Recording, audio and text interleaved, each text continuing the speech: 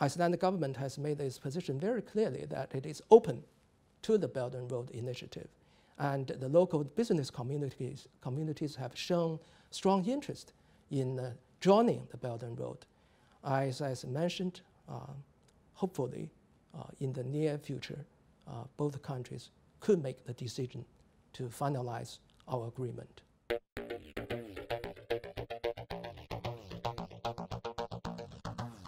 Ísland og kínverska alþýðulýðveldi kom á stjórnmálasambandi 1971. Kína hefur opnast upp á víða gátt síðasta aldarfjórðunginn og að þróast svo hratt að með ólíkindum er. Svo mikið reyndar að sumum finnst nóg Frumkvæði Belt og braut eitt helsta stefnumál Xi Jinping, leiðtoga alþýðulýðveldisins í Kína. Með stórtækum innviðaframkvæmdum allan heim upp á þúsundir milljarða bandaríkjadala eru Kínverjar að auka umsvif sín og áhrif á alþjóðavísu. Þar öllum vegum ætlað að liggja til Peking. Belt og braut felur í sér innviðaverkefni sem spannar svæði frá Asíu til Afríku, Miðausturlanda og Evrópu. Ræturnar eru sagðar í hinni fornu silkileið en framtaki skiptist í grófum dráttum í landleiðir, þar að segja beltið, og sjóleiðir, þar að segja brautin. Dæmi innviðaframkvæmdir sem Kína kostar eða lána til eru vegir, brýr, járnbrautir, hafnir, flugvellir, ljósleiðarar og fleira sem hægt að tengja í samfellt net. Belt og braut eru risaverkefni.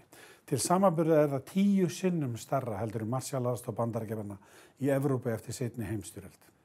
80 lönd eru þátttakendur í þessu og önnur að íhuga það. En Ísland á þessari nýju silkileið?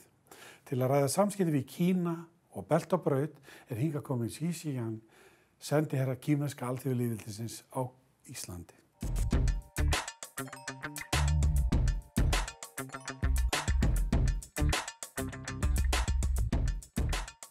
Velkomin. Mér skilst að þú talir íslensku. Ég hafði ætlað mér að hafa þetta viðtala á ensku, en kannski fyrst þú talar örlítið íslensku þá spyr ég hver þú? Hvaðan kemur þú? Já, takk fyrir boðið og ég mjög ánægður að fá tækifæri að koma hingað og þetta annað skipti sem ég kom hingað til Íslands. Ég kom hingað sem kínverski sendiherran í janúar á síðasta ári og á tímabili frá 1985 til 91 var ég fyrst student hérna í Háskóla Íslands og stundanámi í íslensku fyrir útlendinga og líka á enskudeildinni og frá 88 var ég hérna í kínverska sendiráði sem mjög ungur diplomat og sem sagt mjög náinn við Ísland og Ísland getur verið kallað svona þjóð sem stundanámi og líka svona byrjað með diplomatic career. Og ég yfirgaf hérna landinu í 1991 og síðan hafði ég tækifæri til að vinna á ýmsum mikilvægum stöðum eins og svona í kínverska sendiráðinu í Bretlandi og í konsulat í Chicago á Bandaríkjunum og líka í Kaupmannahöfn af Danmörku og líka hérna í Christchurch af Nýja-Sjálandi og líka í höfuðborg kínverska utanríkisráðuneytinu vann ég hérna aðstoða protokollstjóri eins og svona mikilvægum stöðum. Þá hafi ég ýmsa svona reynslu sem diplomat og senior diplomat og það mjög gaman til að fá tækifæri að koma aftur til Íslands. Þú talar góða íslensku. Takk fyrir það. Like I promised, we will conduct the interview, the remaining of it in English. I wanted to ask you about China's Belt and Road Initiative, and if you could a little bit explain for the audience what that initiative is and what it is about. At the year 2013, Chinese President Xi Jinping made a proposal of building the Belt and Road. We simply call it Belt and Road Initiative. It's the key purpose of establishing this so-called mechanism is actually to provide a platform, an international, important platform for international cooperation and also for promoting common development. And this initiative touches upon 5 key areas, that is to say,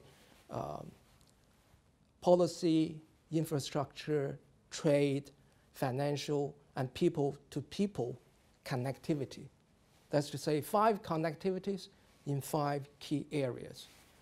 And it also stands for open, clean, and green development with the basic principle of extensive consultation, joint contribution, and shared benefits. This concept was initiated by China, and the experience tells us in the 5 years or so that this initiative has turned out to be a great success due to the fact that more and more countries have shown interest and are willing to take part in the construction of Belt and Road. Just last week in Beijing, we have been successfully hosted the second Belt and Road Forum with the participation of 38 heads of states and heads of governments, as well as heads of international organizations, and with the participation of over 6,000 representatives from 150 countries. That has shown that the initiative has become a great success. And of course, China is willing to cooperate with as many countries as possible by taking advantage of the initiative, including Iceland and EU countries. I could say Italy and several other, and more than 10 EU countries have already signed MOU for cooperations under the framework of Belt and Road. Can I ask you about the criticism? Belt and Road Initiative has got some criticism, particularly from the US and some of the states in Europe. I've heard about this criticism, and I have studied the matter. I've taken note of the response given by some of the countries related. And it seemed to me that all those countries accused by those politicians and journalists do not agree with the remarks. And from my point of view, I want to stress that the initiative, the Belt and Road Initiative, has brought about opportunities for development and for green development. It's not a platform causing debt trap, sorry. And that's the conclusion made by all the necessary and relevant countries, and also is my view. Silk Road goes from China all the way up to Europe. I saw that the Italians are signing up for the Belt and Road Initiative. I have to ask you about Iceland. How far does the Belt and Road Initiative stretch? Will Iceland participate, or has Iceland been offered to participate in this initiative? Iceland has become one of the founding members of Asia Infrastructure Investment Bank, AIIB. And also, since the introduction of the Belt and Road Initiative, the Icelandic government has shown its willingness to discuss about the possibility of joining the Belt and Road Initiative.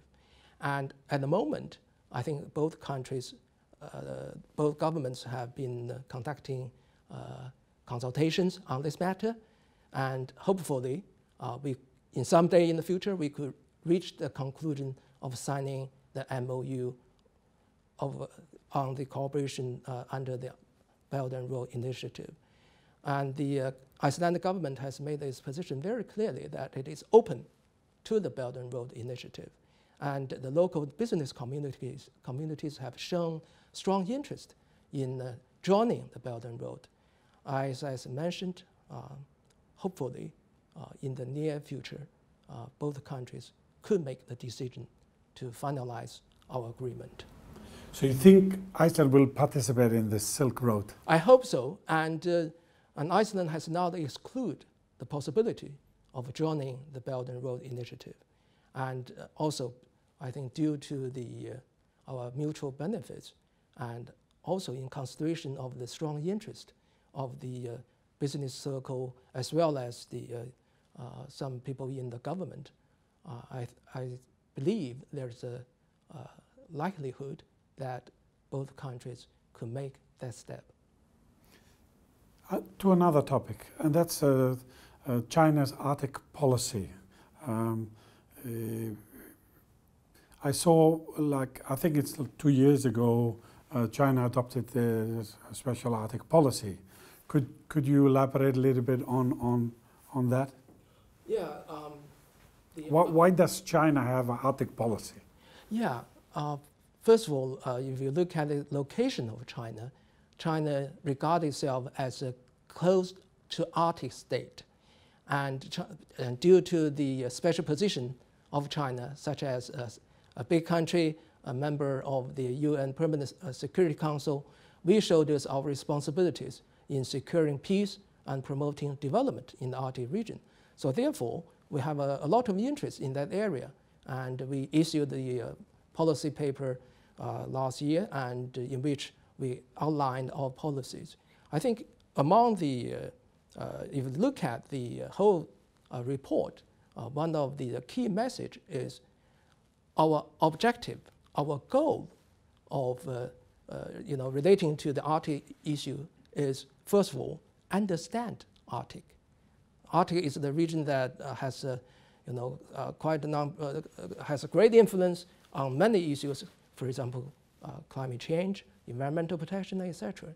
So we need to understand Arctic pretty well. And second, we need to protect Arctic because of the volatile situation in Arctic. We do need to take more measures to protect the environment. And third goal is to develop the Arctic region in a lawful and in a rational manner. That's to say, when we talk about, for example, the exploration of natural resources, we have to be careful. And we have to rely on the cooperations with the international partners. And the fourth goal is to take part or to participate in the governance of the Arctic, because there are many issues related to Arctic, and China do see the reasons to take part in all the relevant matters relating to Arctic region. Are we going to see more activities of China in the Arctic in the coming years?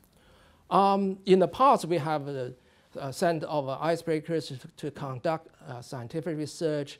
We have set up the research center in Norway as well as here in Iceland, in northern part of Iceland. And in the future, due to the needs of having a better understanding of the Arctic region, we will definitely continue with our practice. I cannot share how many, but we'll definitely want to do what we can for the benefits of the whole world. Can I ask you about the bilateral relationship between the countries? Where are the biggest opportunities in cooperation between the countries? And in the past, even our two countries differ with each other so much in terms of the size, population, territory, in terms of the development level, as well as social systems. But our two countries managed pretty well in developing good relationships, first since the establishment of diplomatic ties. And if we think about the biggest opportunity, in my view, is to take part of the opportunity to look at the opportunities created by the Belt and Road Initiative. This is the most famous or the best public goods in the world, with the participation with already over 150 countries and international organizations. Why not we lose this opportunity? And by this initiative, we could look at the matter of the Polar Silk Road, for example, the new shipping route via Arctic region. We could look at the matter of direct flight between our two countries, and as well as we could look at the various other opportunities, such as in the high-tech industry, in innovation, in the on the issues dealing with the climate change, environmental protection, sustainable development, and as well as e-commerce, etc., etc.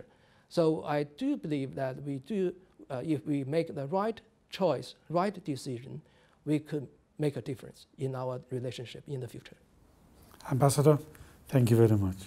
My pleasure. Takk fyrir mig. Ég lít á þetta sem siðferðislega skyldu og við og viljum vera ábyrg þjóð, ábyrgir einstaklingar, ábyrg þjóð í samfélagi þjóða og það fylgir því og það þessi siðferði sem við öllumst upp í að passa upp á það sem minni mega af sín.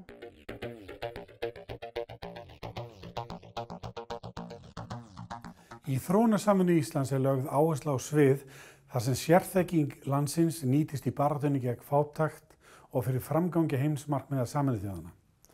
Markmiðin eru í fyrsta lagi uppbygging félagslegra innviða og störf í þágu friðar og í öðru lagi verndun jarðarinnar og sjálfbær nýting náttúruauðlinda.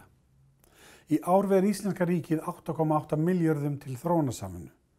Með þessum framlögum verið að útdeila miklu skattfé og því eðlilegt að almenningur spyrji hversu vel fénu sé varið. Til að ræða þróunarsamvinnu Íslendinga hingað komin Ágústa Gísladóttir sem hefur starfað fyrir utanríkisþjónustunni í Afríku, nú síðast sem forstöðumaður sendiskrifstofu Íslands í Malaví.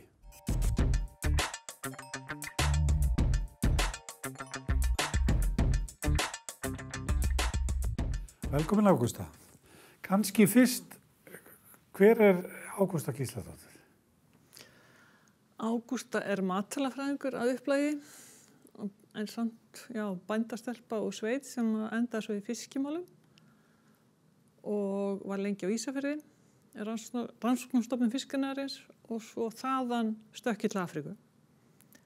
Bauðst það tækifæri árið 1995 og ílengdist hjá Þróunarsamvinnustofnun, fyrst sem fiskimálasérfræðingur í gæðamálum og síðan 2004 hefði verið forstöðumaður það umdæmisskrifstofu eða sendiráða í hinum ýmsu löndum. Ég samtals búin að vera 16,5 ára vettvangi af þessum 24 ár. Já. Hvar hefur þú verið þá? Ég byrjaði í Namibíu. Við vorum þar með fisk, að styðja við fisk vinnslu og sjómannaskóla. Síðan fór til Mósambík, 4 ár, aftur heim. Til Úganda í 4 ár, aftur heim, Mósambík í 4 ár, aftur heim og núna síðast var ég í Malaví. Ég er búin að vera þar núna, kom bara heim fyrir nánast nokkrum dögum. Fyrir nokkrum dögum síðan? Já, ég byrjaði að vinna hér í Reykjavík fyrir nokkrum dögum, já. Þróunarsamvinna. Af hverju erum við með þróunarsamvinnu? Ég lít á þetta sem siðferðislega skyldu og við og viljum vera ábyrg þjóð, ábyrgir einstaklingar, ábyrg þjóð í samfélagi þjóða og það fylgir því og það þessi siðferði sem við öllumst upp í að passa upp á það sem minni mega af sín. Við erum ekki hérna því við teljum okkur að fara illa með einhverja þjóðir eins og margir, heldur við fyrst og fremst að aðstoða þjóðir Afríku við það verða sjálfstæðari og geta náð meiri framþróun á ýmsum sviðum. Hvert umfang þróunarsamvinnu Íslendinga? Á fjárlögum þetta 8 milljarðar og hafa verið stigvaxandi þó að við sem vinnum og vildi gjarnan alltaf fá meira. Og þetta skiptist þá í fjölþjóðlega tvíhliða svæðasamstarf. Þú verður kannski aðeins að skýra þessi hugtök fyrir áhorfendur? Tvíhliða samstarf, það það sem ég þekki best, það sem við erum með beint samband og samninga við einstök þjóðríki. Við erum núna með samstarf við Úganda og Malaví og svo erum við líka með svæðasamstarf, þá erum við ekki með starfsstöðar til dæmis, við erum með starfsstöðar í þessum 2 löndum en það er líka hægt að hafa þannig eins og við erum með svæðasamstarf í jarðhita. Þá situr okkar starfsmaður á Íslandi en þá erum við samt með samninga við einstök ríki og við vorum að byrja núna bara fyrir 2 mánuðum með svæðasamstarf í fiskimálum í Vestur-Afríku. Þannig að það er hægt að hafa ýmis form á þessu. Þegar við tala um fjölþjóðlegt, þá erum við að tala um Sameinuðu þjóðastofnanir. Við erum mikið samstarf við mannfjöldastofnun Sameinuðu þjóðanna, barnahjálp Sameinuðu þjóðanna, UN Women og líka fæðustofnun fæðuáætlunstofnun Sameinuðu þjóðanna og auðvitað FAO sem að mjög margir þekkja líka. Þannig að það og Alþjóðabankinn er náttúrulega mjög stór. Við erum til dæmis núna að fara að taka þar sæti í stjórn næstu 2 árin. Þannig að það er mjög mikilvægur þáttur. Og þetta tvíhliðastarf hefur oftast verið 3/4 af þessari fjárhæðum. Nú þekkjum við vel til í Afríku. Við erum í 2 ríkjum, ekki satt? Getur þú sagt okkur aðeins frá hvað erum við að gera þannig? Já, þetta er nú sett upp á svipaðan hátt og þegar við komumst fljótlega því að til þess að ná árangri og sjá árangur, þá þyrftum við að fókusera og þannig að við fókuserum til dæmis í Malaví þá ertum við 27 héruð. Við vinnum bara í 1.